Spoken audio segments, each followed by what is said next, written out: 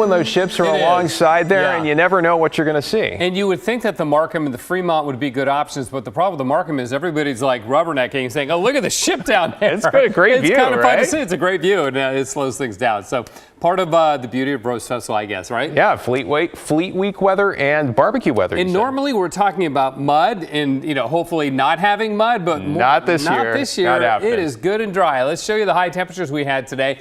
92 in Portland. That is not a record for the date. That would be 98 degrees, so we missed it by quite a few. Yet 92, in case you're wondering, just for a little perspective on this, that's a full 20 degrees above our average high for this date. So this is unusually warm for this time of the year. The Dallas hit 97. That was a hot spot in Oregon. 90 in Pendleton, 94 in Medford, in spite of the fact that they had cloud cover and rain. I'll show you that in a minute. In Portland right now, though, there is Waterfront Park and the Fun Center, as it used to be called down there. You see the Ferris wheel, 74 degrees. So here we are at 11:21 at night, and our temperature in Portland is 2 degrees higher than our average high temperature for the date. Humidity is still really low. 40% for this time of the night is super dry.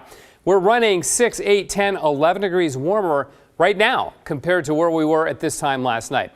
Okay, this is on Mount Hood today. Every little yellow dot represents an earthquake, and some of them are right on top of each other, but there were several here. 1.1, we had one as strong as a 3.0. Most of them were down in the 1 range, but there were several, and it was the strongest earthquake on Mount Hood in about 2 years. So we talked to Renate Hartog from the Pacific Northwest Seismic Network to see if more are possible. So we can expect those little ones to kind of keep going for a little while, and then beyond that, it's hard to know. It's most likely that we'll just kind of peter out, but I would also not be surprised if we had another one a little bit bigger that would then again trigger some little ones.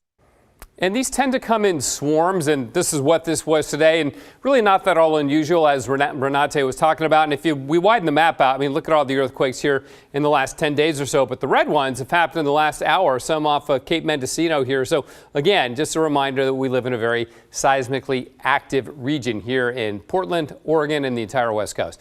All right, it was active with thunderstorms today in southern Oregon. Look at these clouds bubble up in the afternoon. You can see the gravity waves building off the top as these things punch high into the atmosphere. The other thing I'm watching is the development of the low clouds along the coast. Made it up to about Cape Blanco, and then the northerly winds shut it down. But the southerly winds are starting to push north up towards Florence and even Coos Bay, and we're going to see a lot more cloud cover on the Oregon coast tomorrow compared to what we've had the last few days. On Doppler radar, no more lightning, but there are still showers hanging around, and over the last day or so, there's been as much as 3/4, nearly an inch of rain across parts of southern Oregon, which is always a good thing. This is all rolling around an upper-level weather system that has now snuck its way over into northern Nevada, so the flow in southern Oregon is from the northeast to the southwest. We are too far north to really be involved with that. If you look to the horizon before sunset, you can see some high clouds there. That's the blow off, the clouds getting blown off at the top of those thunderstorms to the south. Speaking of thunderstorms and rain and fire and all that, this is not where we normally see fire. Here's Toronto on Lake Ontario. Here's Boston. This is Maine.